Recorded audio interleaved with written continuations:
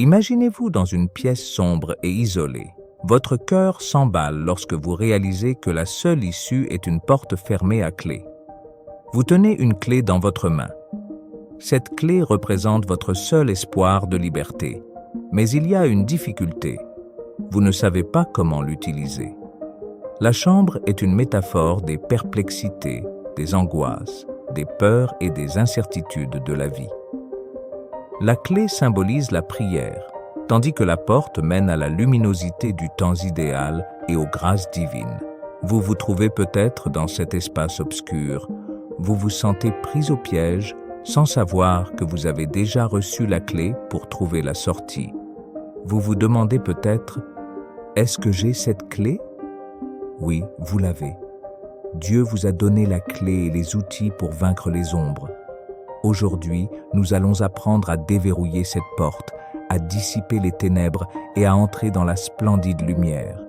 Dans Jean 8, au verset 12, les Écritures annoncent « Alors Jésus reprit la parole et dit « Je suis la lumière du monde. Celui qui me suit ne marchera pas dans les ténèbres, mais il possédera la lumière de la vie. » Nous devons commencer par comprendre quelques liens essentiels. Il est essentiel de se rendre compte que la foi, la prière et le temps de Dieu ne sont pas des concepts séparés. Ils sont merveilleusement liés. Ces trois éléments cruciaux nous guident pour nous aligner sur le dessein divin de Dieu, comme Jésus nous l'a indiqué dans les paroles sacrées de Matthieu 6, verset 10. « Que ta volonté soit faite sur la terre comme au ciel. » Notre lien avec Dieu n'est pas unilatéral, c'est une alliance sacrée. Dans Matthieu 18, verset 18, Jésus déclare « En vérité, je vous le dis, tout ce que vous lierez sur la terre sera lié dans le ciel, et tout ce que vous délierez sur la terre sera délié dans le ciel. » Ces paroles sont une invitation, un appel à l'action, un appel à parler avec l'autorité céleste de Dieu, un appel à la prière. Il est clair que nous avons un rôle, une responsabilité et un but.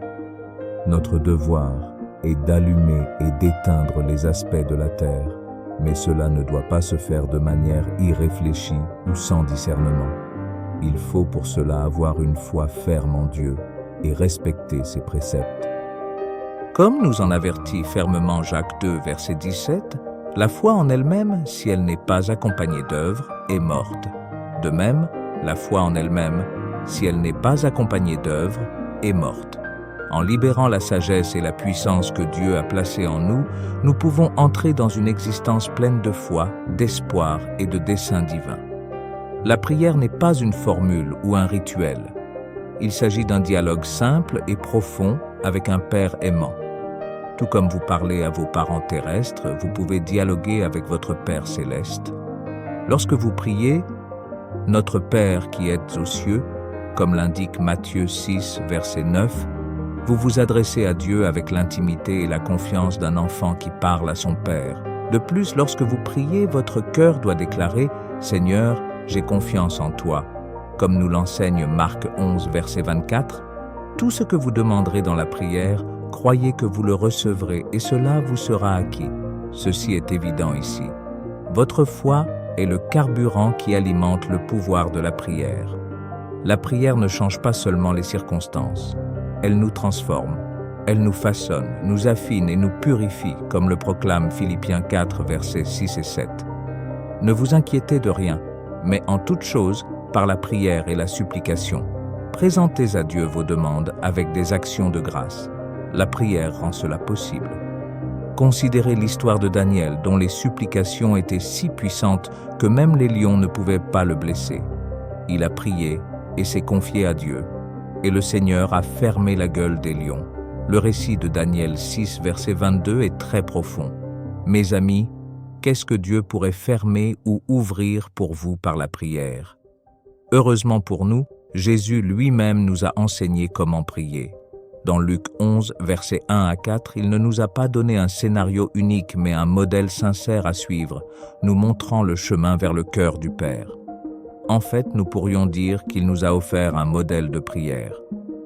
Parfois, nos prières ne semblent pas être exaucées et le doute s'insinue. Mais rappelez-vous, le doute est un voleur qui dérobe nos grâces. Comme l'avertit Jacques 1, versets 6-7, cette personne ne doit pas penser qu'elle recevra quelque chose du Seigneur si elle doute. Attendre n'est jamais facile, mais l'impatience peut nous faire manquer le timing parfait de Dieu. Dans le psaume 37, verset 7, Dieu nous enseigne à nous tenir tranquilles et à attendre patiemment le Seigneur. Son timing est toujours parfait, et si vos prières sont centrées uniquement sur vos désirs et non sur la volonté de Dieu, rappelez-vous Jacques 4, verset 3, qui enseigne que si vous demandez avec de mauvaises motivations, vous ne recevrez pas. Alignez vos prières sur la volonté de Dieu et observez comment il agit. Le pouvoir de la prière est un trésor qui ne demande qu'à être découvert. C'est notre ligne de vie, notre lien avec le Créateur et notre outil pour nous aligner sur sa volonté parfaite. Engageons-nous à explorer, à embrasser et à utiliser ce pouvoir divin dans nos vies.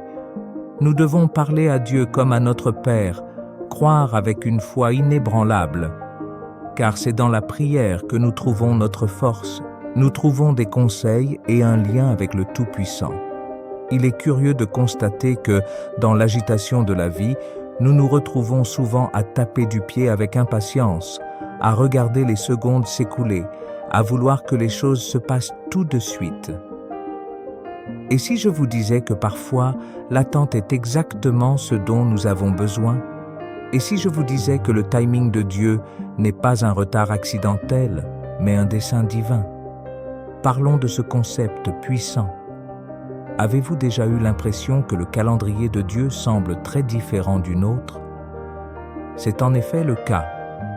Le verset 8 de 2 Pierre 3 dit « Pour le Seigneur, un jour est comme 1000 ans, et 1000 ans comme un jour. » Alors que nous mesurons le temps en minutes et en heures, Dieu le voit dans le contexte de l'éternité. Dieu sait ce qui est le mieux pour nous et organise les choses dans notre vie avec sagesse. Comme nous l'assure le verset 28 de l'Épître aux Romains, nous savons que toutes choses concourent au bien de ceux qui aiment Dieu. Or, ce qui peut nous sembler un délai insupportable est un moment parfaitement planifié entre les mains de Dieu. Et n'oubliez jamais que tous ses plans sont guidés par son amour et sa compassion. Il veut le meilleur pour nous. Jérémie 29, verset 11. « Car je connais les pensées que j'ai pour vous, dit l'Éternel, des pensées de paix et non de malheur, pour vous donner un avenir et une espérance. » Mes chers amis, le meilleur pour nous signifie parfois attendre. Il est parfois difficile d'attendre, car nous vivons dans un monde qui exige que tout se fasse instantanément. Mais la Bible nous enseigne la valeur de la patience et la beauté du calendrier de Dieu. Le verset 31 d'Ésaïe 40 nous dit que ceux qui attendent le Seigneur renouvelleront leur force.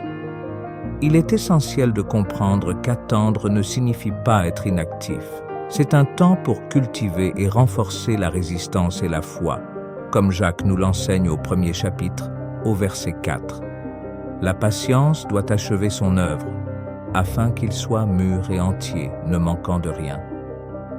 En faisant confiance au plan de Dieu, en s'appuyant sur sa compréhension et non sur la nôtre, le temps de l'attente peut devenir productif et gratifiant. La Bible est pleine d'histoires dans lesquelles le timing de Dieu a été décisif. Pensez à Abraham et Sarah, qui ont attendu un fils pendant des années, et, au moment idéal pour Dieu, Isaac est venu au monde. Pensez à l'histoire de Joseph, dont les rêves semblaient perdus mais qui se sont réalisés au moment voulu par Dieu et qui a été élevé à un poste d'influence en Égypte. Et que dire de Moïse, un simple berger qui a été choisi pour être le libérateur au bon moment pour conduire les Israélites hors d'Égypte? Tous ces récits nous enseignent que le calendrier de Dieu n'est pas un obstacle. Il est un moyen d'accéder à ses bénédictions. Chers amis, apprenons à accueillir le temps idéal de Dieu. Abandonnons l'impatience et notre besoin de contrôle pour nous abandonner au plan parfait du Seigneur, car c'est en son temps que nous découvrons notre but, notre bonheur et notre épanouissement. Dans un monde marqué par l'incertitude et le désordre, où trouvons-nous la stabilité et la force? Comment faire face au changement? La réponse se trouve dans une relation intime avec Dieu. cultivé par la prière et l'acceptation de son temps idéal pour le changement. Cependant, établir un lien significatif avec Dieu demande du temps et de l'engagement. Comme toute relation, elle exige des efforts et du dévouement.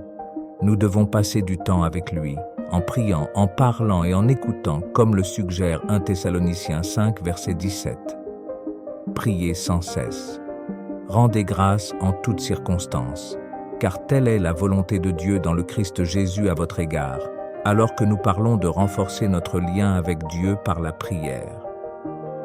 La question peut se poser: comment pouvons-nous faire confiance à quelqu'un que nous ne connaissons pas bien? Nous apprenons à connaître Dieu en étudiant sa parole. Les Écritures nous renseignent sur son caractère, ses promesses et son amour pour nous. Une compréhension plus profonde de qui est Dieu nous aide à établir une base solide de confiance. Cette confiance est dynamique, elle nous transforme.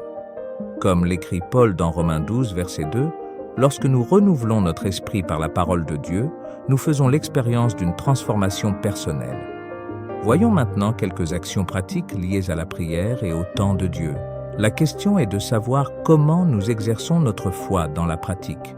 Cela commence par un engagement quotidien, que ce soit par le biais d'une dévotion à la maison ou avec nous sur notre chaîne YouTube. Prenons l'exemple de Daniel. Il était un homme de prière constante, priant 3 fois par jour, comme le décrit Daniel 6, verset 10. Vous pouvez vous demander: puis-je aussi faire de la prière une habitude quotidienne?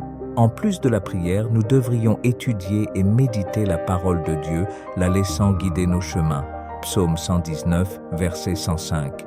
Ton enseignement est une lampe à mes pieds, une lumière sur mon sentier. Enfin, nous ne sommes pas obligés de vivre seuls. Elle ne doit pas être un voyage solitaire. Soutenons et encourageons-nous les uns les autres à aimer et à faire de bonnes œuvres. Lorsque nous sommes ensemble, nous devenons plus forts et nous trouvons le soutien dont nous avons besoin. Chers amis, la confiance n'est pas un simple mot. C'est un mode de vie. C'est une relation d'amour avec notre Père céleste. En outre, je dois souligner que la confiance appartient à Dieu. Il est le seul à ne jamais faillir.